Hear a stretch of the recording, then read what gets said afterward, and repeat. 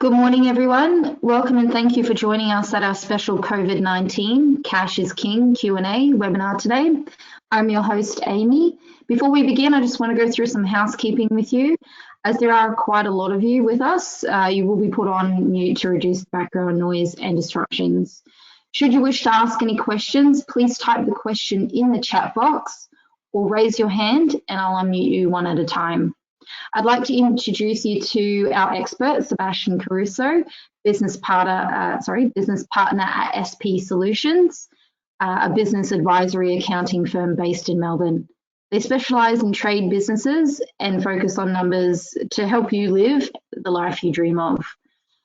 You may have seen Sebastian at one of our events before. We know that COVID-19 has presented a lot of unknown challenges, and that's why we have Sebastian to speak to you guys today, to provide you with confidence and clarity around all the government initiatives that have been announced over the past few weeks. Anything from whether you should tap into your super anything should tap into your super to take advantage of the JobKeeper payment. I can see the questions are flowing in. We'll get to them. Let's have a look here. Okay, so the first question we've got here is, how do I deal with a staff member like an apprentice earning less than $750 per week? Can you answer that one for us, Sebastian? Okay. Hi, everyone. So if anyone is earning under $750 a week, including apprentices, your actions are basically to pay them $750 per week. So you're going to be out of pocket more than you otherwise would have been to start with, right? So the apprentices that are earning, whatever, $350, $400 a week, they're actually better off. They're going to get $750. So you pay the $750. And then you get it back. So the way it's going to work is payroll. If you run your payroll weekly, just make the relevant adjustment to catch up to $750. You might have to do a special pay run, right? Because they're going to backdate this to the 30th of March. So what it means, let's just go practically. I don't know, 30th of March was a Monday. So say we're on the 3rd of April, the 10th of April, the 17th, the 24th, right? There are your 4 pay runs this month. Basically, what's going to happen is you've already paid the 2 or 3 behind us now, and you would have paid them, say, $500 for each of the weeks, right? Which comes to $1,500 for 3 weeks. They're actually entitled to another $250 per week if you want to claim back the $750, which there's no reason we wouldn't want to. So basically, you get your bookkeeper to do a special pay run, right, for an extra $250 a week, so $750, and I'm just using an example of one employee, right? Then you catch up, and then the last pay run, you just pay them the $750, and then when it comes to that second week of May, when they make the first payment, that'll all come back, right? It'll all come back. So you basically, the apprentices are basically going to be working for you for free, right? They're going to get paid more, and you get it for nothing. So does that answer that one? Amy, is that okay? Yeah, I can see there's another question that's come in leading on to that. Is the super paid on the $750 per week or their normal rate? Good question. So the super's paid on the $750, right? Anything above $750, you got to pay super on that, on the top up, right? If they're over that. Because you're going to have some guys, the same way the apprentices go up, I mean, depending on your workload, but there may be people listening who actually don't have enough work for all the guys to hang around and work full time. I've got some clients where they're basically they're going to pay everyone $750 because they can't get any more work than that, but they want to keep everyone. So they're basically turning what were full-timers into part-timers working 2, 3, 4 days and basically getting them to work at their normal rate up to the $750 they would earn, right? And then paying them $750, right? Which means effectively your whole labor team costs you nothing through this period, right? You basically, anything you do is profit, right? So that's how that works. And likewise, if someone is on, I don't know, $1,200 a week, $1,500, let's go $1,200 a week. If you basically, you've got to pay them per normal if they're working full time, and then you'll get $750 back, and you're out of pocket that, you know, $450. Thanks, Sebastian. Looks like we've answered that one. Another question here. Do we simply start negotiations with our landlord and see how we go? Good question. That's another good question. So as of yesterday, and I just want to highlight that because things are changing by the hour at the moment. The latest was, okay, so if you're in a lease, you got the factory and you're paying whatever the amount is, right? A couple grand a month, $2.5 grand a month. The way it's going to work is the only law that has actually been legislated is that there's a moratorium on evictions, right? So you actually can't get evicted. And I don't think a commercial landlord is going to want people leaving on, you know, the first day after the 6 months is over, because I don't think there'll be many people in the queue waiting to hire to lease another commercial property, right? So there's a bit of give and take here. So that's the only law. But then they've also introduced a whole bunch of guidelines. So if you want to really understand it, I'd encourage everyone to just go to Google and type in COVID-19 commercial lease code of conduct. And it's only 3 odd pages, but I'd encourage you, if you've got that, if you've got this issue, to read it. It's basically giving us guidelines and a framework to play with, and basically saying we would like tenants and landlords to work together, and these are some rules we can offer.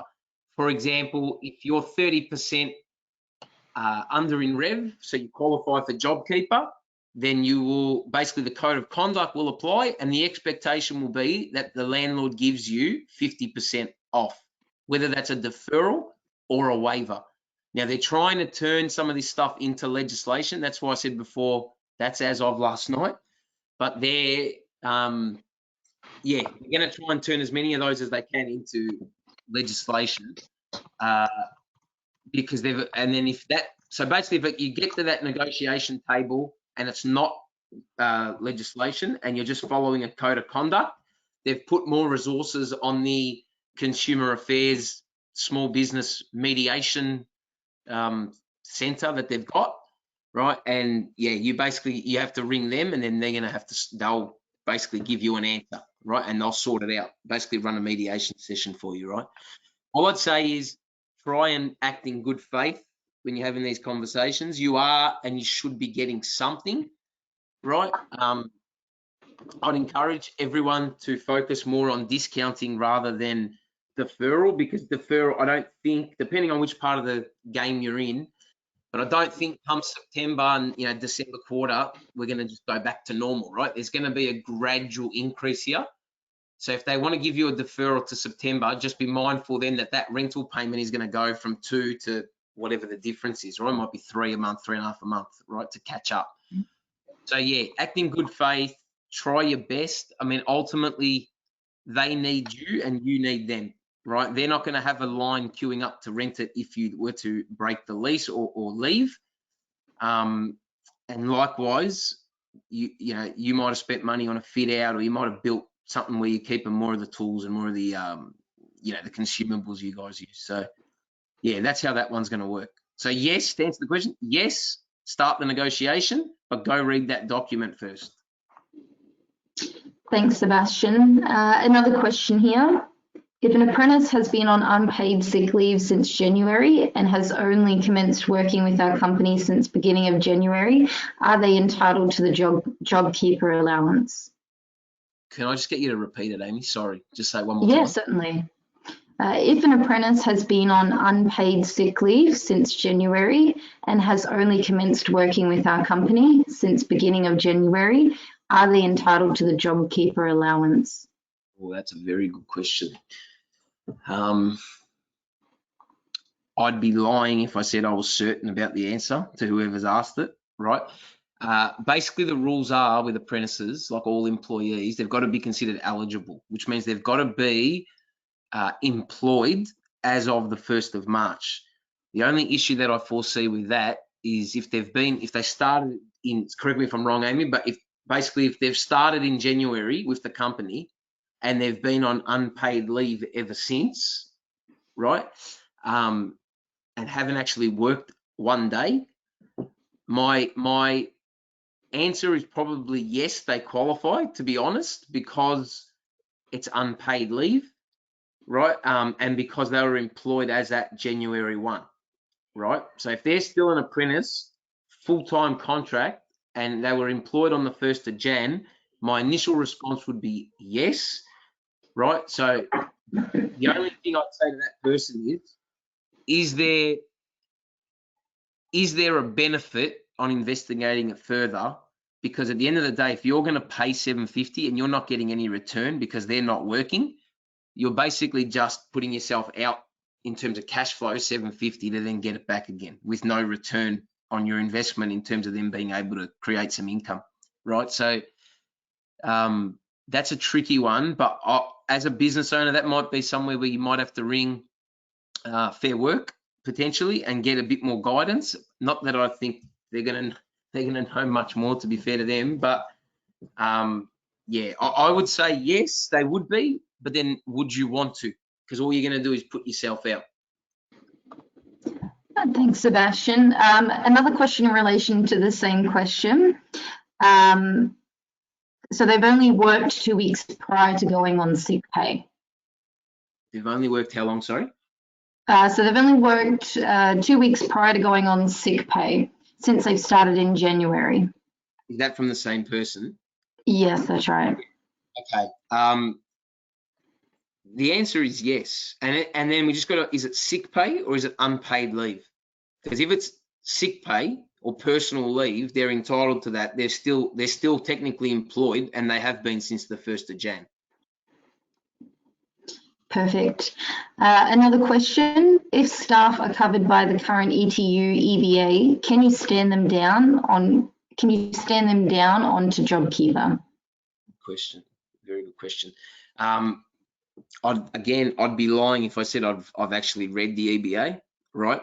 But my initial response would be yes, we should be fine, because the reality is, regardless of whether it's a union side or not, if you don't have the work for them, right, then you don't have the work for them. And the rules were, I think we just got to keep in mind, the whole framework was set up, and all these initiatives they've come up with in such a short amount of time was to help you guys get through it, but also to keep people out of the Centrelink line, right? Because that was the predominant reason why they created all this stuff, was they've effectively turned every employer in the country into Centrelink, right? So whether they're going to get that from you or whether you stand them down and there's absolutely no work, they're still going to end up on the line at Centrelink, right? So they've tried to shift all the administration of all of this onto employers, right? So my answer would be, my initial response would be yes, you can still stand them down and give them the $750. If there's no work, there's no work. But like I said before, I've got a couple of clients who employ, like one in particular, he employed probably about 125 people, and there's not enough work for full-time, but there is enough work at the moment for part-time. And because he doesn't want to have half the room working and half the room not, he's basically put them all into a pot and had to talk to them and said, guys, listen, we want you all here. We want you to keep working however many days we can give you. We'll work you up to $750. So you might work 2 days, you might work 3 days, but that's all we can give you. But we want to still go down that track, because the business has to survive if you want a job on the other side. So you're going to have to work for the $750, right? So without reading the EBA, I'm pretty confident in saying that. But again, you may want to ring the ETU to get their take on it. I know they're the union, I get it, right? But you might want to ring them before pulling the trigger on it. Thanks, Sebastian. Another question here. If an employee is on income protection benefits, can that employee be nominated for JobKeeper payments? Very good question. And the answer is, I'm not sure. So I had a client ask me that yesterday, and I apologise to whoever has asked it, but it's a real tough one. I've basically rung a contact and I'm waiting on him to call me back because someone asked me that yesterday. I don't know. I'd suspect not, because, and then actually, this is what I said to him yesterday, is I would, if the income protection is higher than 750, then no. If the income protection is, you know, $500 a week, then really I think the employer is entitled to basically top it up and pay the 250 out of their pocket and then claim the 750 back, right? Don't quote me on it, but from what I've read, that's how I've read it, but we're waiting to get an answer. So I just don't want to, again, I say that with caution, right? Unfortunately with that one, again, that's where I'd hope you guys have got some form of relationship with your own accountant to be able to call them next week, because things will keep coming out, and they're coming out by the hour, guys, right? So we're trying to keep up as best as we can. Thanks, Sebastian. Just in relation to some of these questions that haven't been able to be answered, we actually have somebody that you can speak to at NICA. You can contact our workplace relations team for some of these difficult questions. We actually do know the answers to. Unfortunately, we don't have anybody on the line to answer them directly right now. But please feel free. I'll just send you a private message and let you know who you can contact. But we'll move on. I've got another question here for you, Sebastian. As a family partnership, husband-wife, can JobKeeper be claimed by the electrician doing the work, self-employed, not employing staff, and not paying wages to partnership? So again, good question. So that came out yesterday, or sorry, where are we? Wednesday. Basically with a partnership, the way it's been drafted at the moment, and again, I just want to highlight, we're waiting on more. There's still a lot of the JobKeeper stuff that they haven't actually addressed yet in terms of questions. The way we've read it, if we're a sole trader, a partnership, not employing anyone, right, is in the partnership. If it's husband, wife, our understanding is only one will be eligible, right, at the moment in that partnership, right? But again, just to highlight, things are shifting pretty much every day, to be honest, every hour. So that's how, at the moment, it's been drafted, and that's how we read it, is that you'll only be able to get the one, right? But again, I'd encourage you to speak to, I just want to make something clear, guys.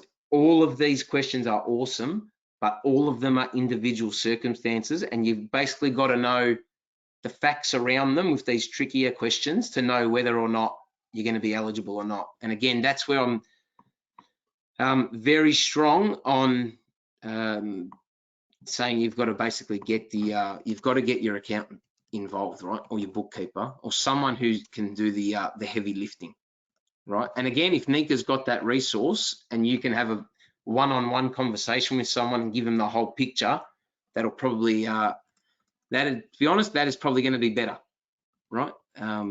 Because they can tailor the answer to your specific scenario. So again, I would forward that on to someone else to say that you've got to know the whole picture. I can't just answer that, right? Because then, is she earning another income? Is she already signing a nomination form with them? There's a whole bunch of rules there that need to be, they've basically got tests on the website as well now, right? On the ATO, basically like tick boxes to see whether they qualify or not. Thanks, Sebastian. As I mentioned before, I'll definitely pass those details through. I'll let you all know now. Please contact our reception if some of your questions haven't been able to be answered in regards to these workplace relations, industrial relations type of questions, and just ask for our workplace relations team, and they will definitely be able to answer your question. Look, I read it. Moving on. Yep. Sorry. I've just read it again. There's been no update, right? So it basically just says for businesses that operate through partnerships but do not take a wage themselves, the rules include a provision for one person who is actively engaged in the business to benefit from the payment.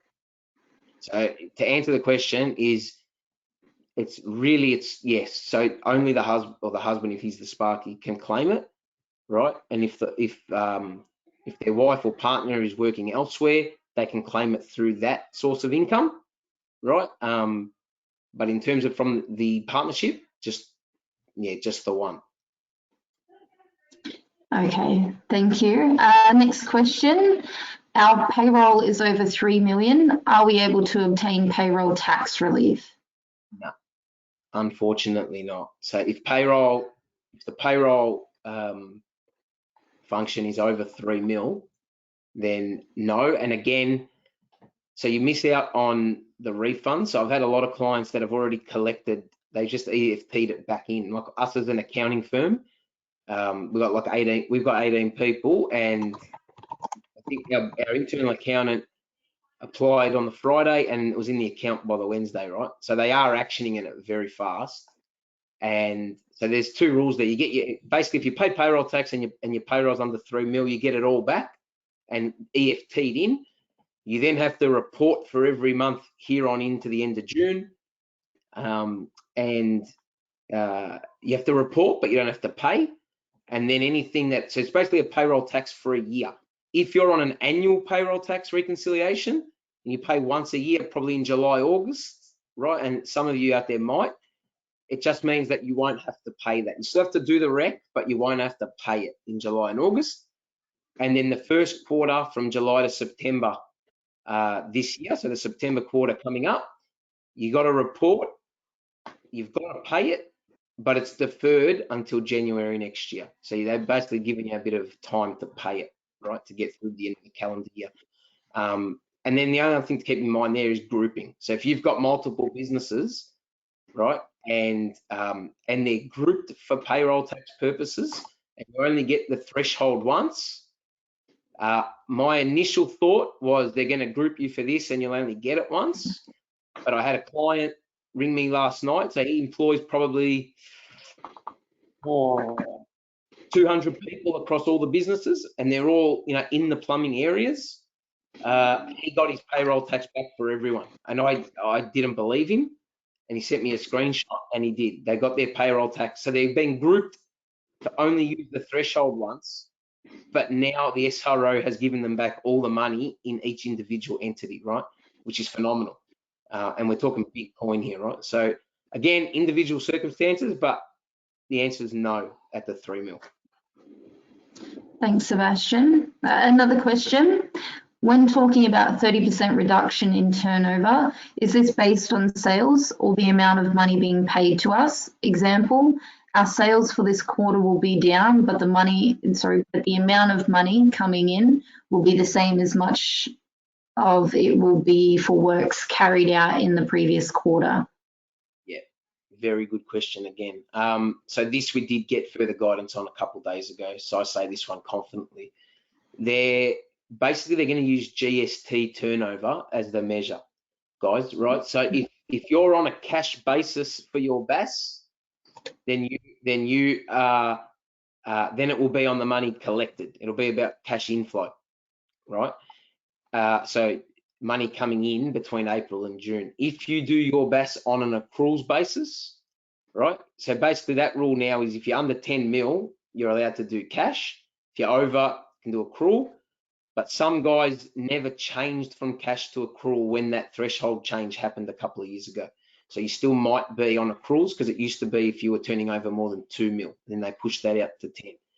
So whatever that number is, whichever method you use to prepare your BAS, that's the turnover that they're going to use. It's GST turnover, right? Now, and then just to add to that, and I'm sure everyone's probably seen it now, but you can use March to March, you can use April to April, or you can forecast the June quarter that you're going to collect, if you're on cash, collect less than 30%, or have that 30% downfall or decrease. So it's a really tricky system, but I guess the key with JobKeeper, and this is the thing they brought out, or the clarification they brought out earlier this week.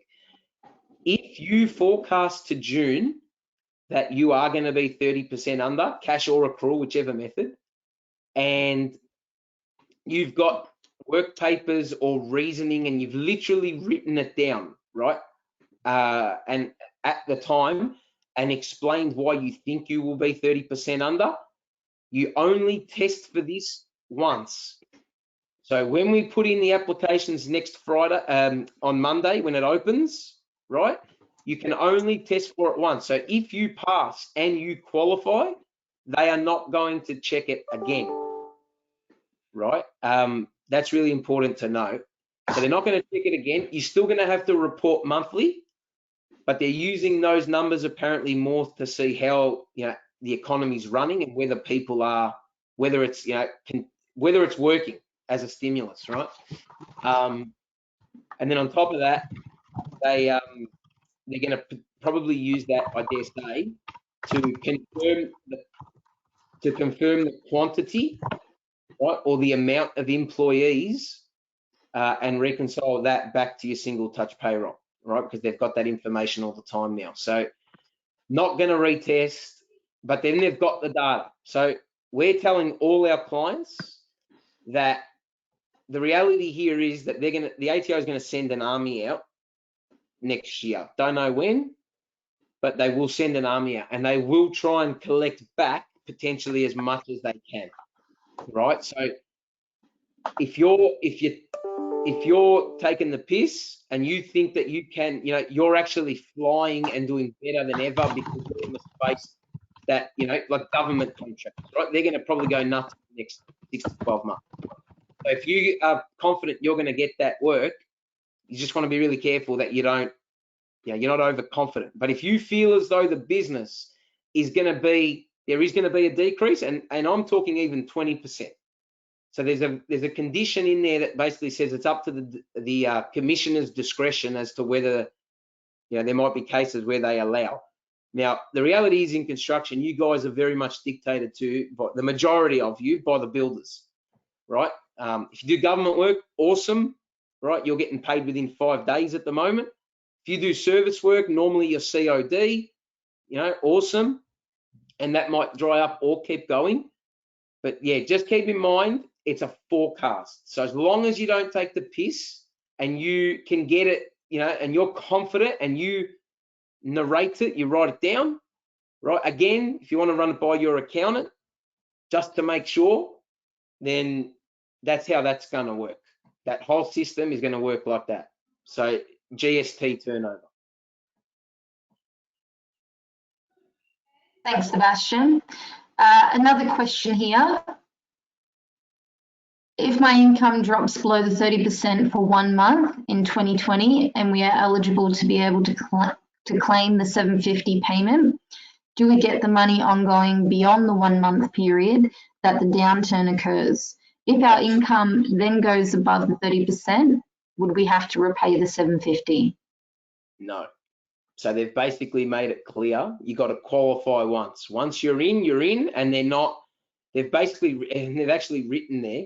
So I did a webinar yesterday about 3 o'clock, and they had the most recent up-to-date information, and it basically referred to the ATO saying that in the event that you qualify and in the event your turnover goes up, then good for you, right? We're happy to wear that.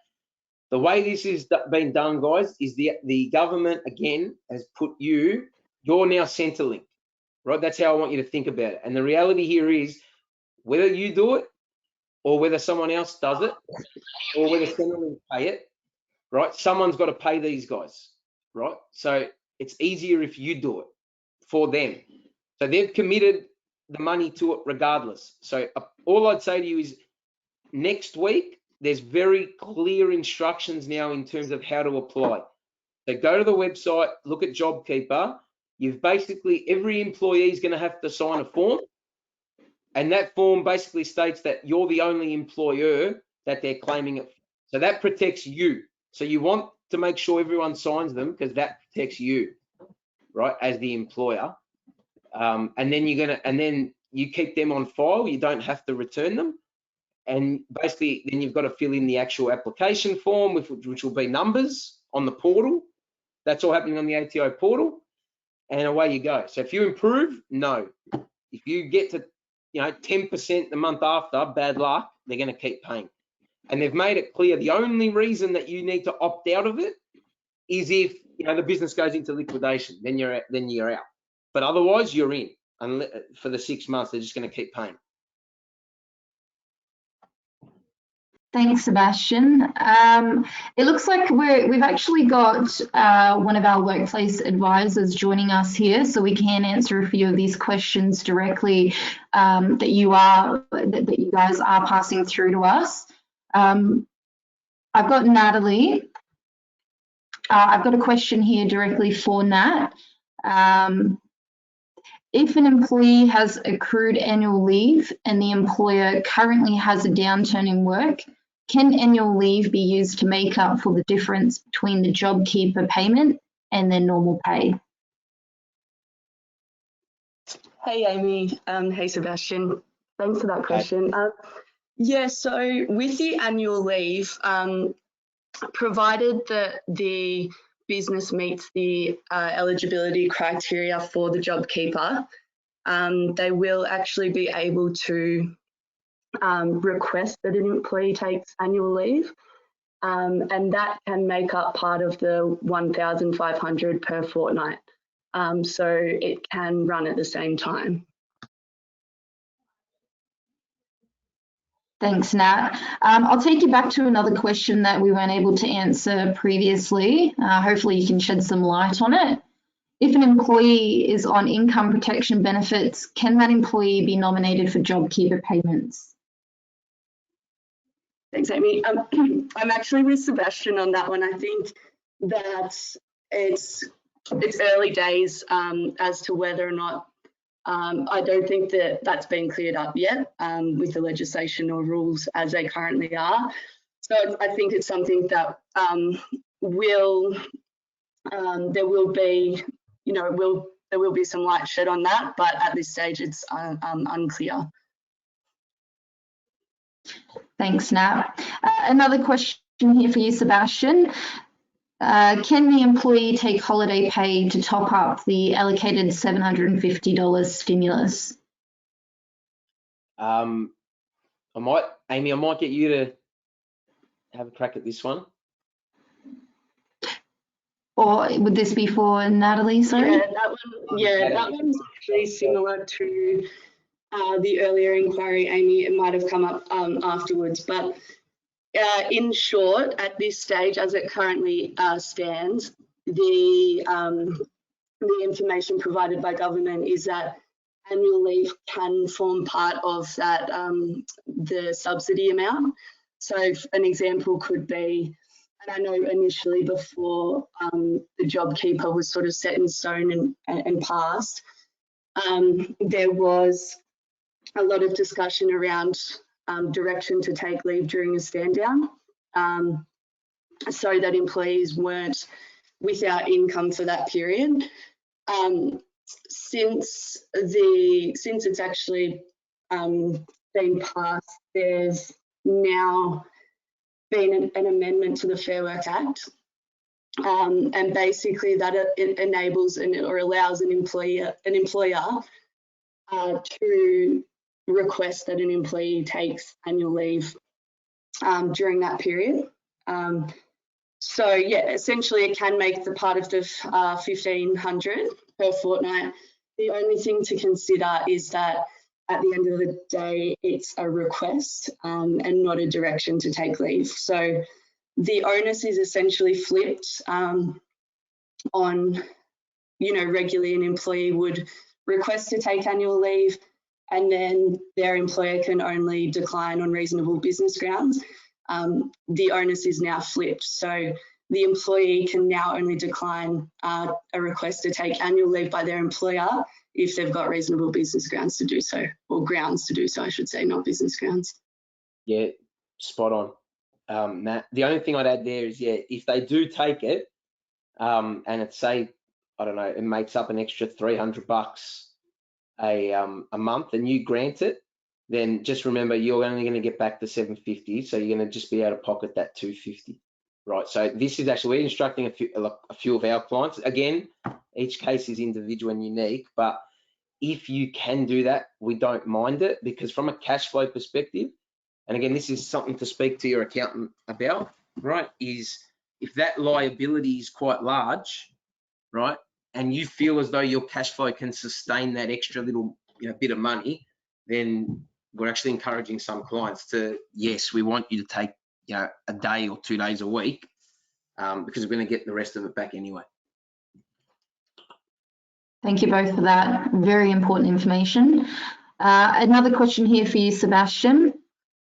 I do my GST every quarter and my tax account does my annual tax return. Given government packages, should I do BAS GST by myself or to my accountant? Yeah, good question. So to be honest, no real difference. No difference at all. The only thing to understand is more the rules at the start in terms of if you're on cash. So in that scenario, I'm pretty confident that person would be on a cash basis, which effectively means that nothing changes at all for you. In terms of the reporting element of the BAS, that stays the same. There's credits. There's credits that are going to be applied in the June and the September BASs. So just to highlight, and we think they're going to be automatic, right? So basically, they've given everyone a free kick, a $50,000 up to $50,000 credit on your BASs in the first 6 months of the year, and then a further 50 in the second half of the year. So what's going to happen is in March, whatever your PAYG withholding number is, if you're a monthly payer, they're going to times that by 3, and that's the credit you're going to get on the March BAS. And then likewise, if there's leftover, so for example, PAYG is 10 grand a month, and in March they'll times that by 3, so you'll get a 30 grand credit. And let's say your BAS was 50, then you've only got to pay 20. And then moving forward, so for April and May, you'll get another 10 credit and another 10 credit. So then you basically won't pay any money to the ATO until the June BAS is due, right? And then they're going to roll that to the next one. So if that's too confusing, then yes is the answer to the question.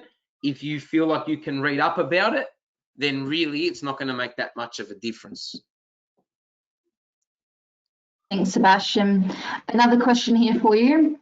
What happens if I expect that there will be more than a 30% downturn, but only occur from July onwards? Would I qualify from July to September for the JobKeeper? Not that we're aware of. At the moment, they've said it's 3 options: March, April, or June quarter. Fantastic. Another question. If your income downturn for 1 month is over the 30%, but you report your GST quarterly, how do we prove that we had that downturn if the quarterly downturn does not meet the 30% threshold? Yeah. So in that scenario, as long as that month is March or April and you're comfortable to run with that, they will not be retesting. So we just got to understand that they're not actually going to, they're not looking to actually, like, you've got to keep this in mind. This is actually a proactive incentive. This isn't one that, like, they want people to take this because you've got to keep your business alive and you've got to keep people employed. So when we come out of it, everyone's employed and the economy can bounce pretty quickly. So it's a proactive initiative. So I don't feel as though they're going to be really harsh on this. I think they're actually going to be appreciative that employers continue to run the business, right, and give these people an opportunity to work. But the answer to that is they're not going to retest. So if you can prove in March, if you use the March one, you can prove that it was 30% down on last March, you're in.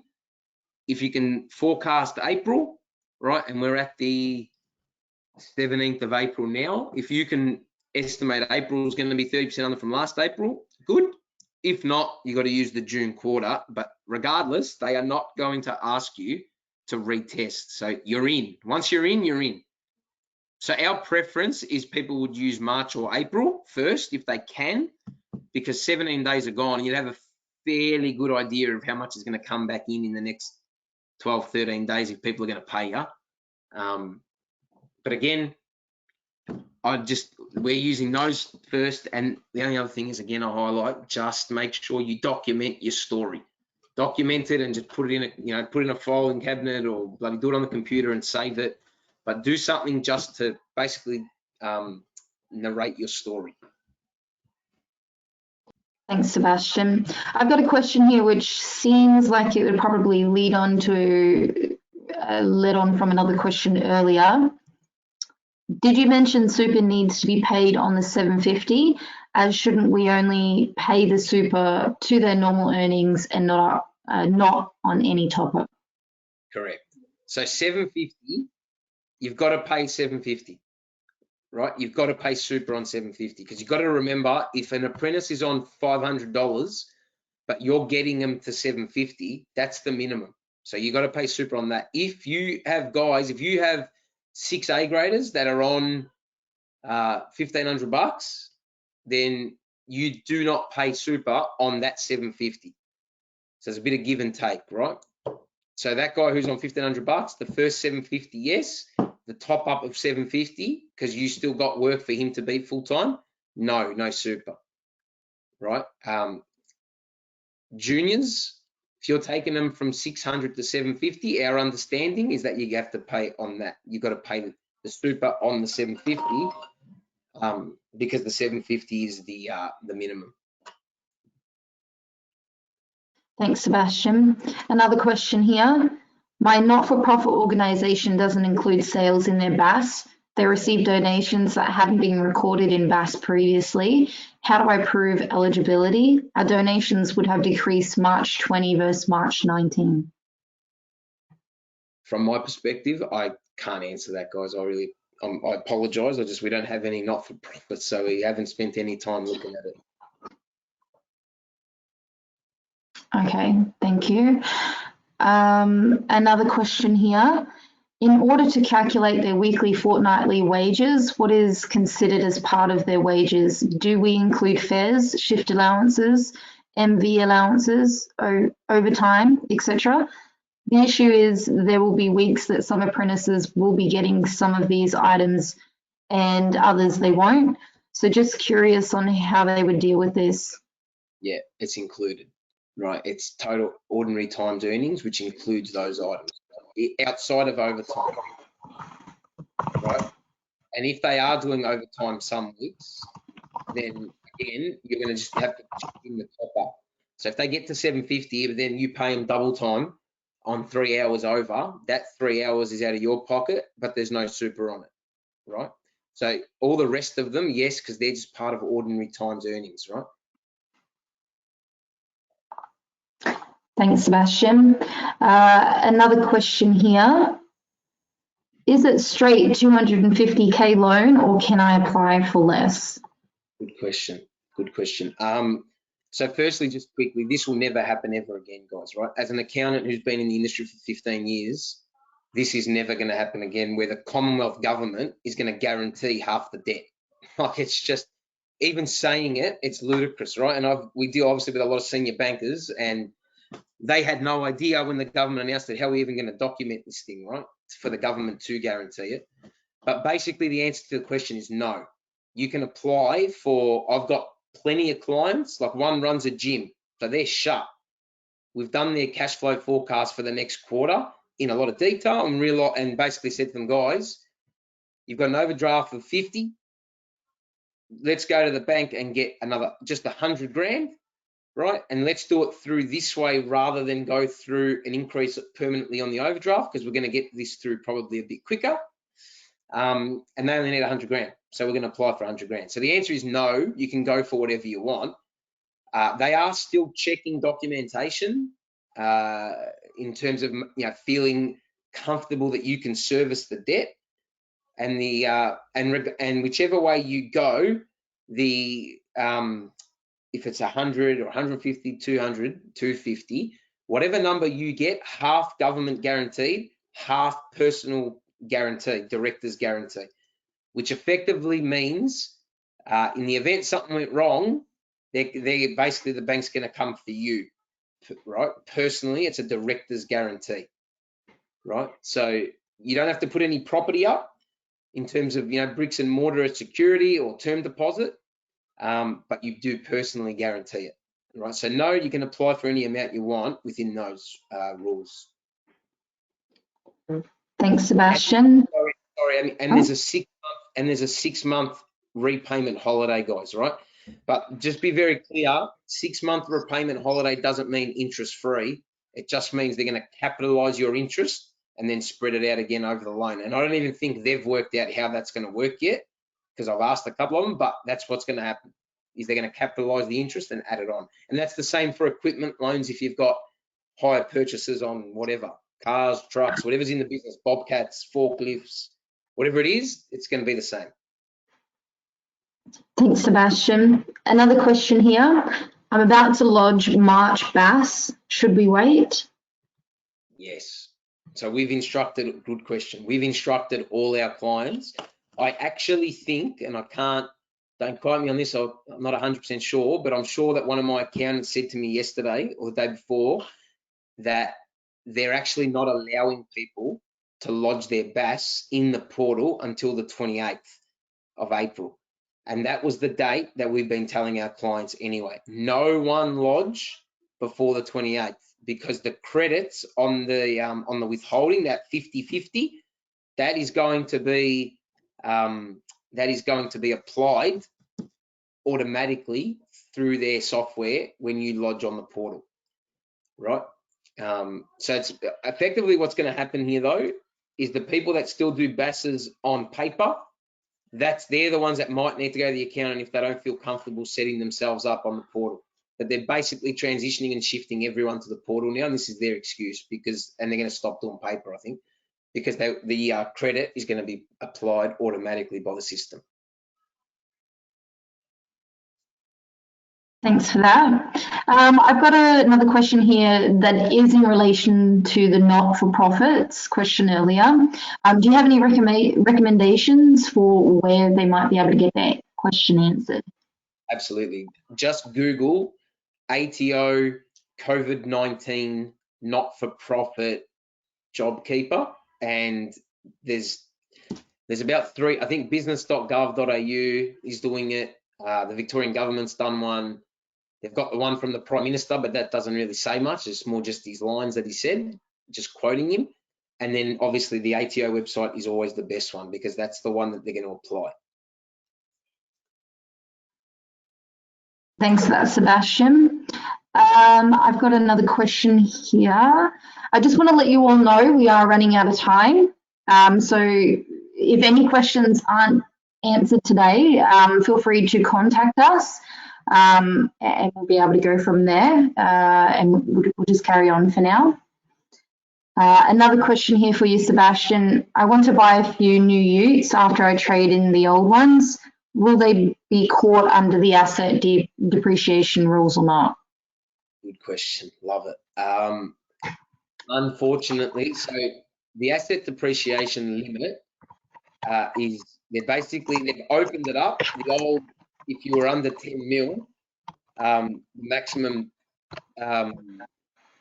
asset test has increased now to any business turning over less than $500 million, right, can buy an asset up to 150K and get the immediate deduction now.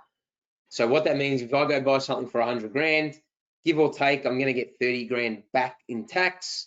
So if the machine cost me, 100, really it's cost me 70, because I've got 30 grand off my tax bill either this year or rolled on to the next year to use. So the answer with the utes is yes, you can buy them, but yes, the asset depreciation rules still exist for motor vehicles. So go and buy 2-3 utes like Amaroks or whatever, and they're, and you get, the one that's the best, you get you get it all optioned up, and it costs 75 grand. You'll still get the asset 50 grand immediate, but the remainder, like normal, won't be depreciated from tax. You don't get those deductions. Thanks, Sebastian. Another question here. Can I apply for the apprentice subsidy and the JobKeeper subsidy? Yes, you can, but for different individuals. They can't get both. I'll keep that one short, right? Because I know you can't get both. An individual can only get one of them. You as the employer can only get one of them. But I don't think there's any issue at all with different employees using different schemes. It's then just about doing the calcs, guys, and working out what's best for which one. Normally, you'll find the JobKeeper one is better, right? But again, look into it. Thanks, Sebastian. Another question. The current arrangements I have with the ATO are draining our cash flow. What can we do? Awesome question. Love it. Basically, the ATO, and we've done this with all our clients, right, and I mean all our clients, anyone on an existing arrangement, we have called the tax office and told them that we want to shift the arrangement out to 2 years, and they have been basically accepting anything that we want. I have 2 years, and they're going to give you interest-free up until December if you ask for it, and they're going to credit back any interest that they charged you from January 1, right? So this is where, again, you need that relationship with your accountant who knows you, if you've got one that you see regularly or you've got that relationship with, and let them make the call this time on your behalf. So I haven't wanted my clients calling. I've got our junior accountants to call because they know what to say and how to say it. And basically, yeah, all of them have been 2 years interest-free till December, right? So we want to get onto that very, very quick. And my other thing that we're saying to all our clients is not only should you put your existing debt on the arrangement, once the March one is done, if there is leftover because of you utilize the 50 grand against the March pass, the credit, and there's still leftover, then renegotiate, ring back, get your account to ring back and chuck that on there as well. Because at the moment, they're being overly generous. And again, in 15 years, I've never seen them the way they are now. I had a client with an income tax debt. So not a BAS, an income tax debt for about 40 grand. This is yesterday. And one of my girls in the office got him 3 years to pay it back and a year's worth of no interest.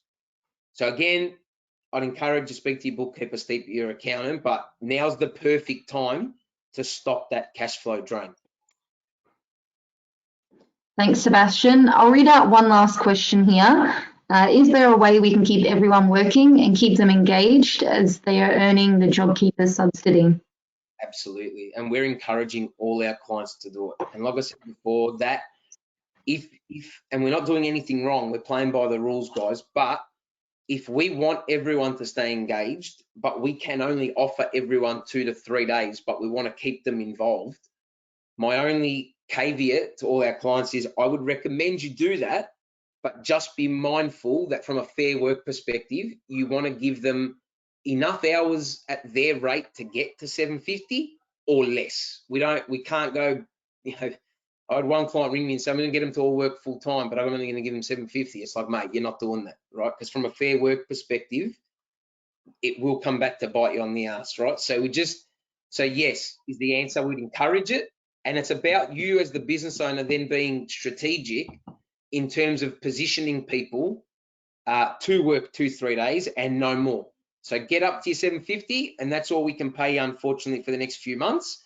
Because if you run that right, you basically are getting the labor paid for nothing for the amount of work that you've actually got to do in terms of capacity. So it'll work beautifully, right? But again, I know I'm highlighting it, accountant, bookkeeper, one of them, right? Just get some guidance. Thanks, Sebastian. I'm actually going to read out another question here, as it seems quite important. Is the accountant and bookkeeper the best people to guide us through this? Yes, absolutely. From our perspective, and I'm not saying this for any other reason, but the relationship we've got with our clients, we have spoken. So we've basically, just to put in perspective, we've basically worked for free for 3-4 weeks, myself and my business partner.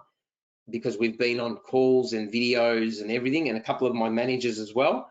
And our take on it is it's actually socially responsible for us as accountants to be doing this for our clients, because a lot of families eat off our clients. Now, the reality is that you guys account for, depending on when, anywhere between 10 and 20% of the Victorian economy, hence why you haven't been shut down, because they can't afford it.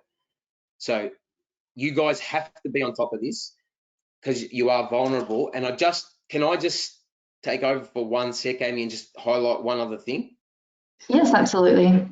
So guys, this is a really important one. If you do work for builders, there's basically been a provision inserted for the next 6 months that, and I said it in that 20-minute grab, but I'll go through it quickly. So let's say you do work for a builder, whether that be extension work, renovation work, residential, commercial, light commercial, anything like that, right?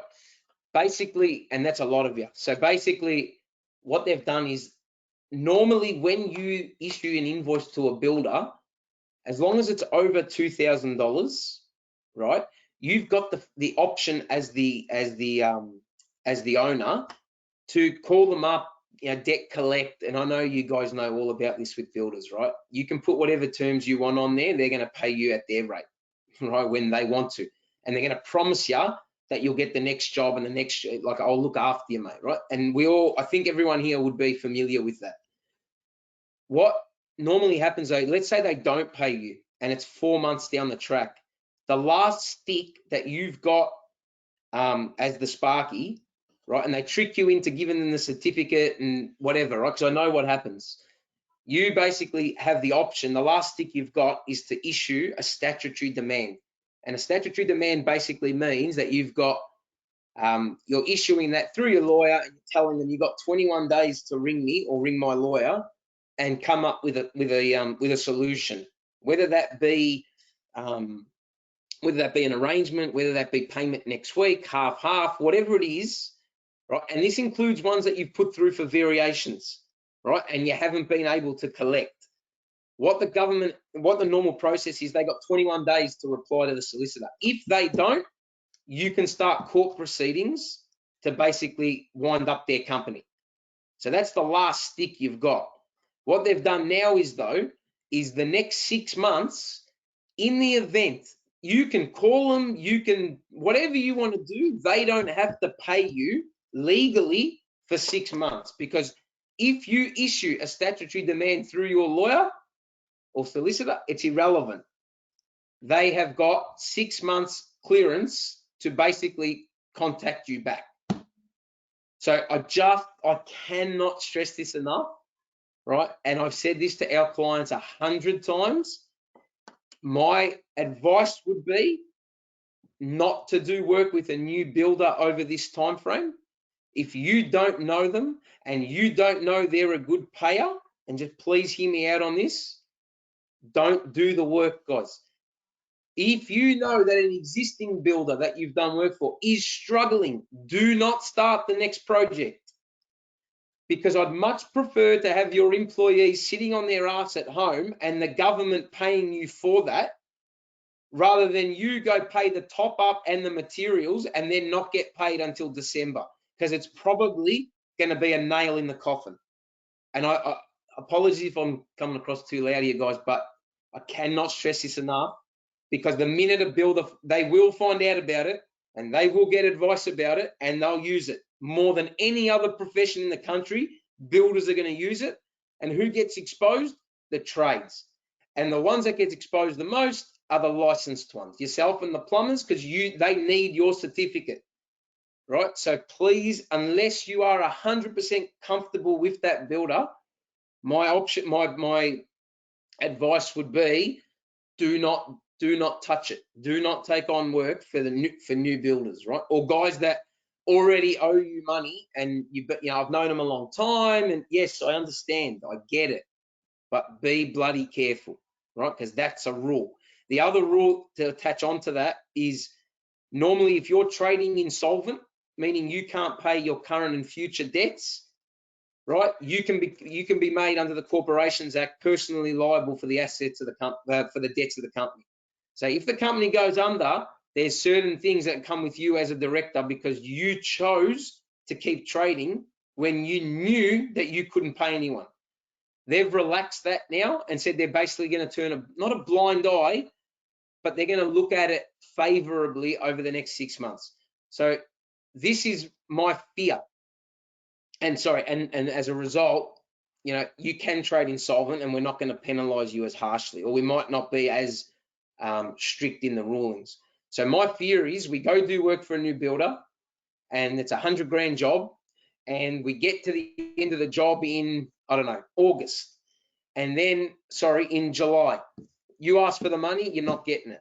You ask for the money, you're not getting it, mate. And they say to you, mate, you can't touch me till 6 months, like the end of September anyway. You basically then run the risk of we get to the 27th of September. And this is my biggest fear.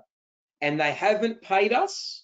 And then they liquidate the company to basically piss you off, right? And start again. And if the ATO come back to them or you go legal, the argument they will put forward was I was in financial distress. I had no option. I had to.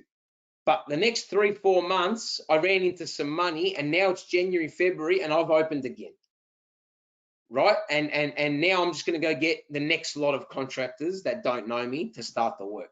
So please be careful is all I'm saying, right? Please be careful. You know what I'd recommend?